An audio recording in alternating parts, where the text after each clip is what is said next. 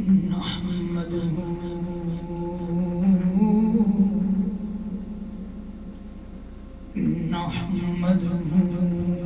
ونصلي على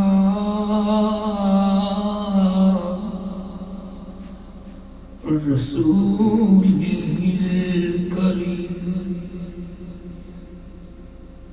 أما بعد فأعوذ بالله من الشيطان الرجيم بسم الله الرحمن الرحيم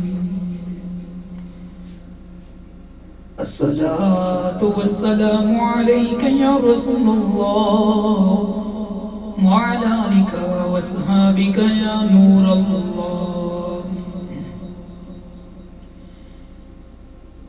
اللہ تبارک و تعالی دی حمد و ثنا تو بعد قابل صد احترام برادران سلام، میری ملت کے نوجوان گویوں و ساتھیوں، السلام علیکم ورحمۃ اللہ وبرکاتہ. معزز دوستو، آج کا میرا موضوع شب برات ہم کیسے منائیں.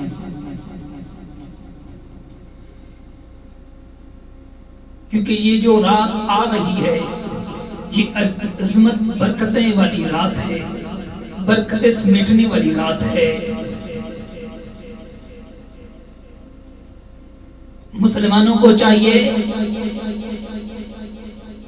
کہ ساری رات اللہ کی عبادت کریں، صلوات تسبیح پڑھیں، نوافل کثرت کے ساتھ پڑھیں، قرآن پاک کی تلاوت کریں، اللہ کا ذکر کریں، درود شریف کثرت کے ساتھ پڑھیں، اللہ کی بارگاہ میں استغفار کریں، اپنے لیے دعا کریں، ملک کے لیے اور تمام عالم اسلام کے لیے دعائیں کریں، صدقہ اور خیرات کریں، مجالس ذکر منعقد کریں، شعبان کی 15ویں کا روزہ رکھیں. اللہ کی برگاہ میں یہ بھی عرض کریں، فضل تیرے دی، فضل تیرے دی، آس کریمہ اور امید نہ کوئی، صدقہ اپنے پاک نبی دا، بخش خطا جو ہوئی، صدقہ اپنے پاک نبی دا، بخش خطا جو ہوئی. حضرت ذیبکار یہ بھی عرض کرنا چاہیے، فضل تیرے دی آس کریمہ اور امید نہ کوئی، صدقہ اپنے پاک نبی دا، بخش خطا جو ہوئی. تو حضرت ذیبکار حضرت عیسیٰ علیہ السلام کا ایک پہاڑ سے گزر ہوا جس پر آپ نے ایک سنہری خوشناک پتھر دیکھا جس کی شعاع آفتاب کی طرح تھی. دیکھ کر متعجب ہوئے. اللہ نے فرمایا، اے عیسیٰ، اس سے بھی بڑھ کر قدرت کے عجائبات دکھاؤ.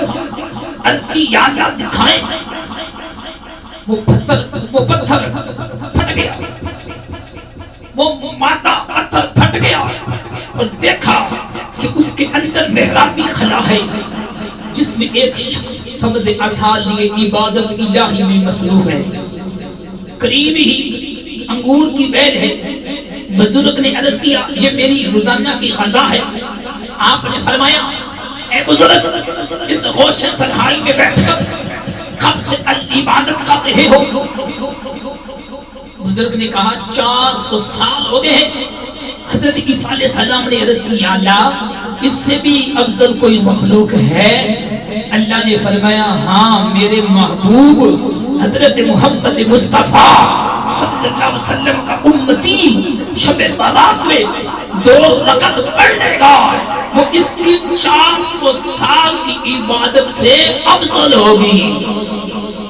اللہ تعالیٰ ہم سب کو کثرت کے ساتھ اپنی عبادت کی توفیق عطا فرمائے، اپنی محبت عطا فرمائے، اپنی اطاعت کی توفیق عطا فرمائے۔ ہمارا وقت بڑا قیمتی ہے، یہ حضور کا صدقہ ہے کہ ہم 2 رکعت نفل پڑھیں۔ پہلی امت کے آمد کی 400 سال کی عبادت پر غالب ہے، یہ فضیلت ہمیں حضور کے صدقے ملی ہے۔ تو حضرت ذیوکار، ایک آدمی نے ایک غلام خریدا۔ غلام نے کہا اے میرے مالک، میری 3 شرطیں ہیں، آپ مجھے فرض نماز سے منع نہیں کریں گے۔ جب وقت ہو جائے آپ دن کو جو چاہے حکم دیں، رات کو حکم نہیں دیں گے، رات کو حکم نہیں کریں گے۔ اپنے گھر میں میرے لیے ایک کمرہ جدا کر دیں جس میں میرے سوا کوئی دوسرا داخل نہ ہو۔ مالک نے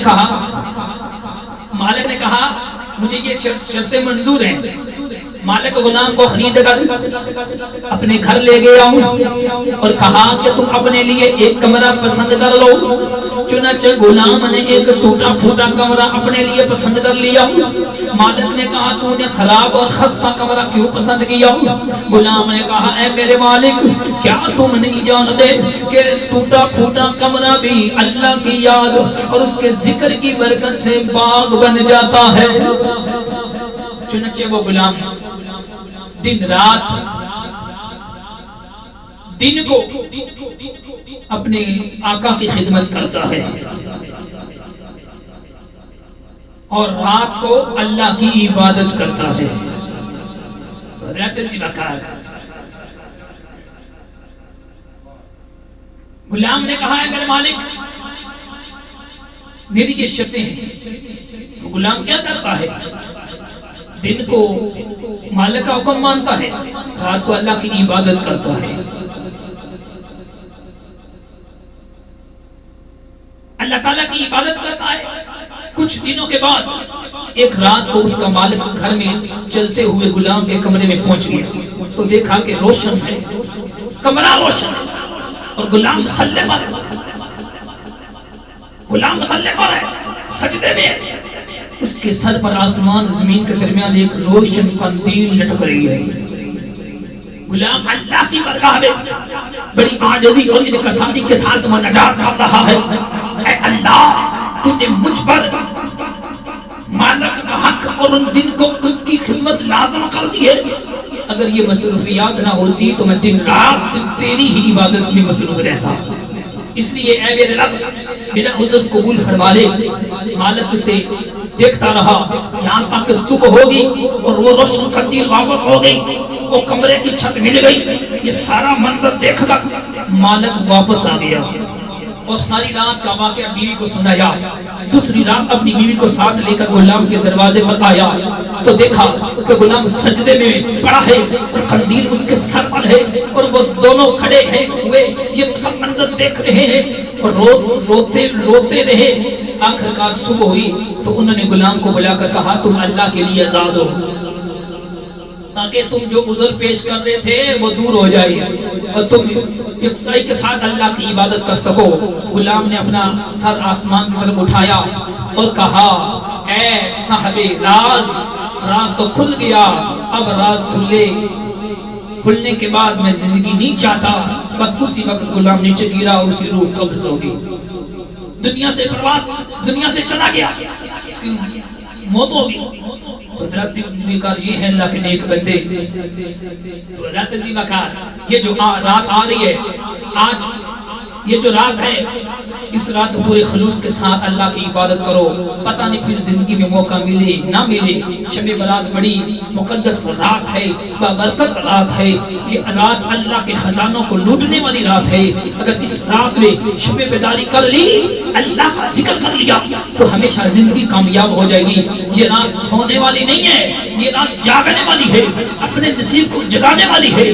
جو اس رات میں شب بیداری کرتا ہے اور اگر اگلی شب برات کے آنے سے پہلے فوت ہو جاتا ہے تو اس رات کی شب بیداری کی وجہ سے اس کی قبر قیامت تک منور ہو جائے گی. قبر کی وحشیت ہیبت دور ہو جائے گی. قبر جنت کا باغ بن جائے گی. تحت نگاہ وسیع ہو جائے گی. آگاہ اپنی موت سے،